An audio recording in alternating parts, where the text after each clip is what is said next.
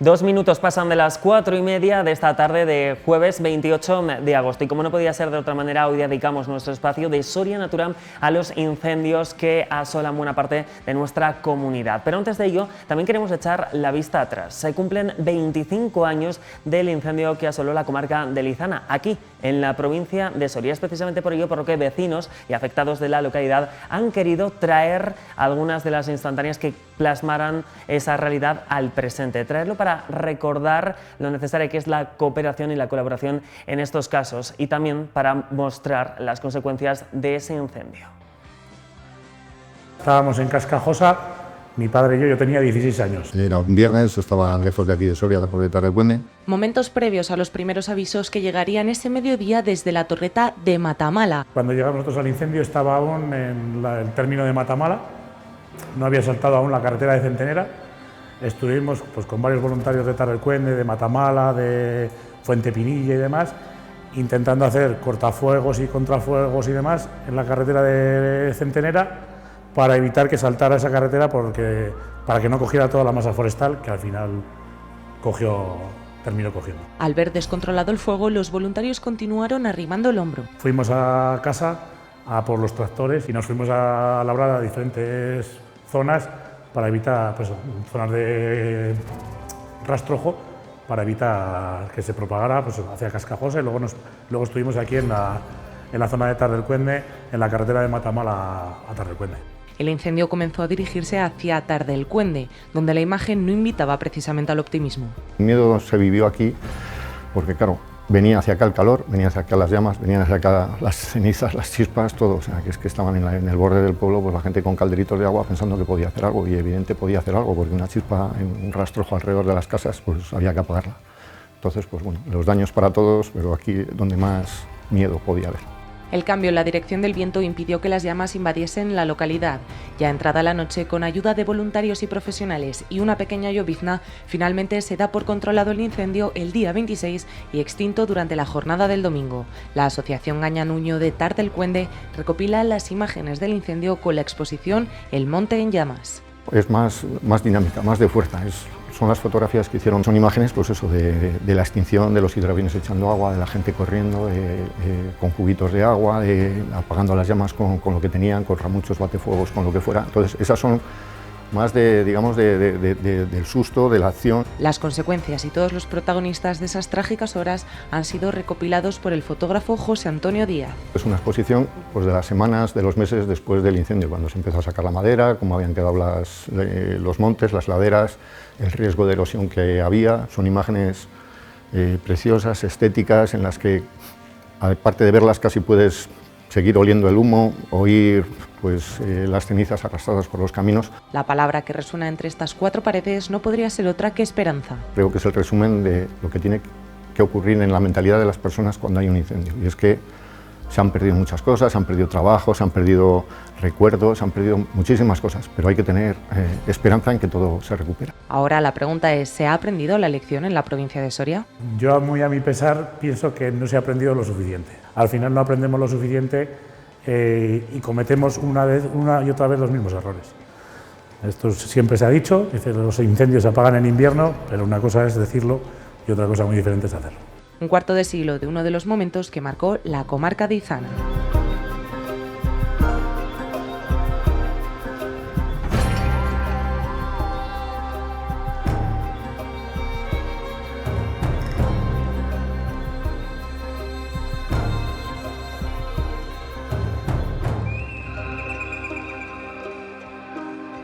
Traemos el tema de los incendios a la actualidad y es que se contabilizan por más de 140.000 las hectáreas calcinadas en Castilla y León, especialmente en provincias como la de León y Zamora. Para evitar estos fuegos, aunque ahora ahondaremos en cómo se comportan, es fundamental la prevención. No todas las circunstancias son las mismas según el territorio. La disponibilidad presupuestaria depende del PIB. Castilla y León tiene la cuarta parte del PIB que Madrid y 12 veces más extensión.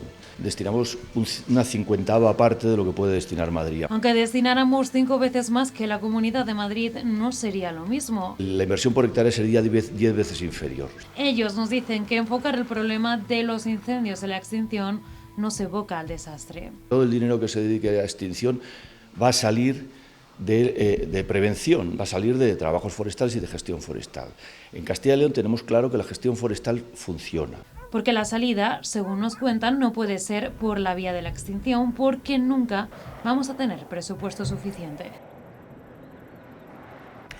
Y uno de los principales sectores afectados por estos incendios ha sido el de la ganadería. Es precisamente por ello por lo que la Junta ha enviado más de 900.000 kilos de alimento a 74 ganaderías afectadas por los incendios en las provincias de León y Zamora. Un operativo que ha atendido a casi 11.000 animales. El plan seguirá hasta el 30 de septiembre y después habrá ayudas directas a los ganaderos.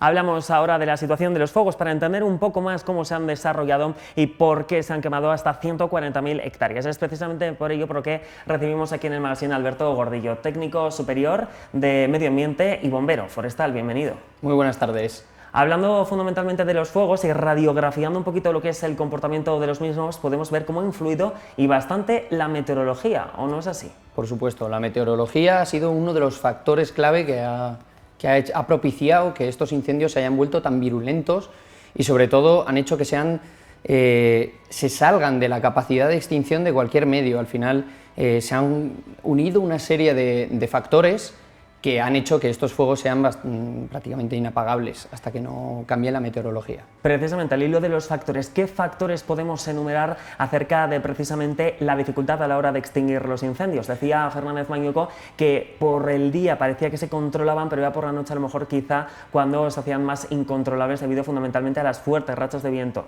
Sí, sobre todo el viento. También en España las aeronaves está prohibido que vuelen por la noche, entonces no tenemos capacidad de extinción aérea por la noche porque no tenemos apoyo de anfibios, ni de helicópteros, ni nada. Entonces, al final, la materia orgánica que ha habido en el monte ha estado en torno a un 5% de humedad relativa, entonces, al final, era muy difícil que se pueda extinguir un incendio de estas características porque la virulencia era tremenda.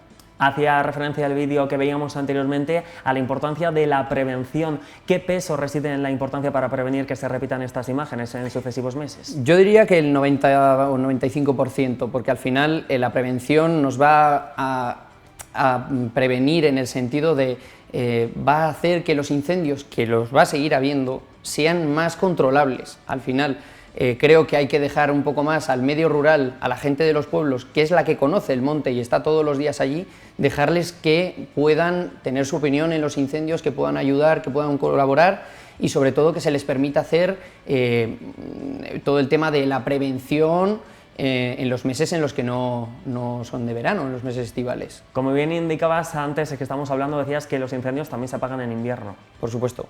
O sea, al final, todo el tema de prevención, al final, es la llave que puede tener ahora mismo el hombre para poder evitar estos incendios de estas dimensiones que cada año van a ser más grandes.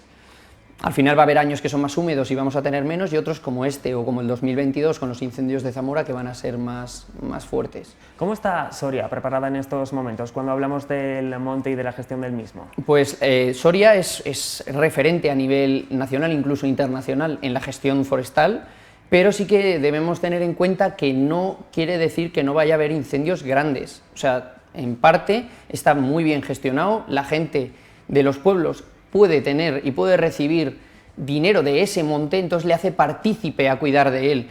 Entonces, al final, Soria sí que es un modelo de gestión, pero hay que tener mucho cuidado, mucho ojo. Hay condiciones que no controlamos y puede hacer que venga un fuego grande. También la actividad que se desarrolla del monte. Como bien indicas, la suerte de pinos puede favorecer el buen estado, la buena conservación de los montes, aunque evidentemente eso no quita que prestemos atención a que se puedan desarrollar o no incendios.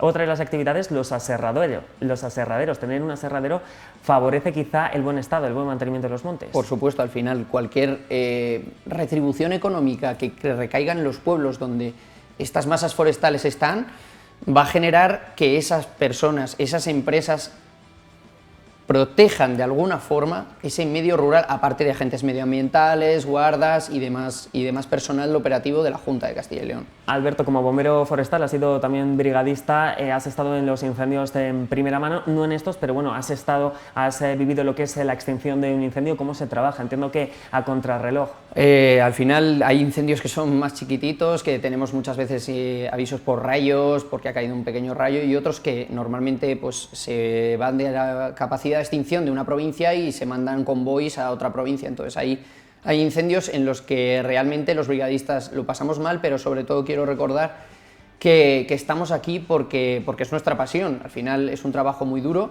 y estamos muy concienciados con la naturaleza y con protegerla. ¿Cómo se vertebra un dispositivo de estas características o esta magnitud? Pues al final nosotros tenemos por encima al Centro Provincial de Mando, que en nuestro caso en la provincia está en la Junta de Castilla y León, y es la que vertebra, por así decirlo, todo el operativo de extinción de incendios en la provincia. Ellos hay un técnico de jornada y luego, cuando se produce un incendio, tenemos un jefe de extinción, normalmente es un agente medioambiental, en nivel 0 y en nivel 1, y en el 1 y en el 2 va un ingeniero de montes, el que pasa a ser jefe de extinción y es el que da las órdenes al resto de unidades. Actualmente son 9 los incendios activos, 6 en estado grave. Es un tema que seguramente coleará y mucho, y es precisamente por ello por lo que te lanzo la invitación a pasarte y más sosegadamente nos cuentes precisamente esas sensaciones en un incendio y cómo se actúa. Así que, Alberto, la invitación está mandada. Por supuesto, la tomaré para el próximo día. Y te agradezco que hayas estado esta tarde para analizar los incendios de esta forma breve, pero desde luego que muy eficaz, y es importante seguir tratando este tema.